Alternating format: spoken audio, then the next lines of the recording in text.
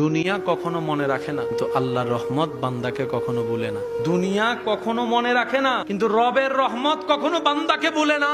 আপনাকে আমাকে রব তখনও দয়া করে যখন আমি রবের কথা ভুলে যাই। এই নিঃশ্বাসটা কি? নেওয়াটাই রবের দেওয়া, নিঃশ্বাস ফেলাটাও তো রবের দেওয়া। হাজার ব্যস্ততার ভিতর নামাজ ছাড়া যাবে না।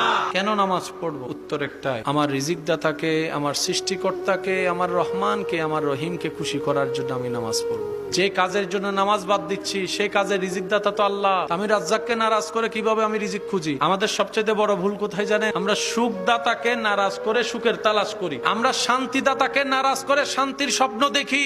আমরা রিজিক দাতাকে নারাজ করে রিজিক জমানোর চেষ্টা করি। সমস্ত সৃষ্টি রিজিকের দায়িত্ব কার? আল্লাহ। আল্লাহ তাআলা চাইলে আপনাকে আমাকে মায়ের পেটেও মেরে ফেলতে পারতেন, আসার পরও মারতে পারতেন। তা আল্লাহ তাআলা যেহেতু আপনাদেরকে আমাদেরকে বানাইছে, পাঠাইছে, রাখছে, রিজিকের দায়িত্ব তো আল্লাহ নিয়েছেন। যার রিজিকের দায়িত্ব আল্লাহ, তার টেনশন করা